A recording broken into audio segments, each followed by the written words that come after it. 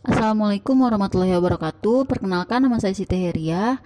Saya dari Jurusan Bimbingan dan Konseling Universitas Sultan Ageng Tirtayasa dari Fakultas Keguruan dan Ilmu Pendidikan. Di video saya kali ini saya akan membahas terkait diagnosis remedial kesulitan belajar. Jadi, di sini ada bimbingan dan konseling terhadap murid berkebiasaan buruk, murid lambat belajar, dan murid cepat belajar.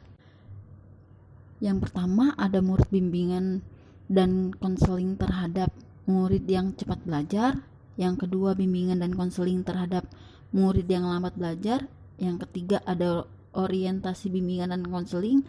Dan yang keempat, ada bimbingan dan konseling terhadap murid yang berkebiasaan buruk. Di sini ada bimbingan dan konseling terhadap murid yang cepat dalam belajar. Nah, pengertian bimbingan konseling terhadap murid yang cepat belajar adalah murid cepat belajar yang cepat sekali dalam memahami, menanggapi, dan memberi masukan terhadap pembelajaran ketika di masa proses pembelajarannya. Dan dia pun sangat baik sekali dalam proses pembelajaran, sehingga hasil presentasi belajar yang dicapai dan dilihat pada rapot dan nilai ujian si murid, dia sangat baik dan pada akhirnya. Dan yang kedua adalah bimbingan dan konseling terhadap murid yang lambat belajar. Di sini ada pengertian murid yang lambat belajar. Murid yang lambat belajar adalah murid yang sangat slow terhadap pembelajaran, hambatan, keterampilan dalam pembelajaran, dan perkembangan mental sangat berbeda dengan teman-teman sebayanya. Nah, di sini pun fungsi intelektual di bawah teman-teman seusianya dan disertai ketidakmampuan atau kekurangan mampu untuk belajar dan untuk menyesuaikan diri sedemikian rupa. Yang ketiga, di sini ada orientasi bimbingan dan konseling. Latar belakang bimbingan dan konseling. Di sini latar belakang bimbingan dan konseling di sekolah, bimbingan dan konseling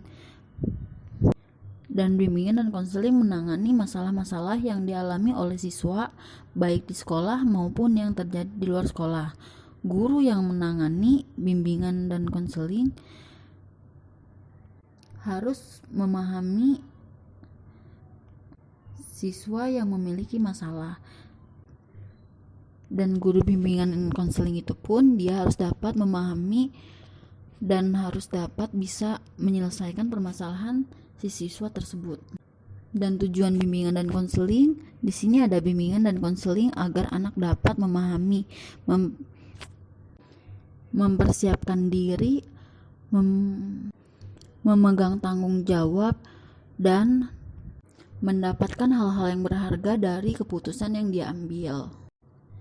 Nah, dan yang terakhir di sini ada bimbingan dan konseling terhadap murid yang berkebiasaan buruk.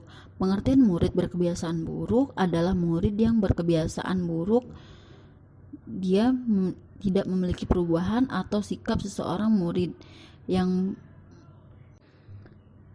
seringkali dia melakukan kesalahan dan sifatnya bertentangan dan sifatnya diharapkan diri pada orang lain.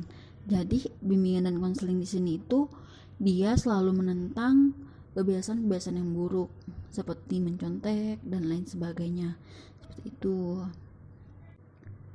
Hanya itu saja yang dapat saya sampaikan terkait diagnosis remedial kesulitan belajar. Mungkin kurang dan lebihnya saya mohon maaf. Terima kasih. Assalamualaikum warahmatullahi wabarakatuh.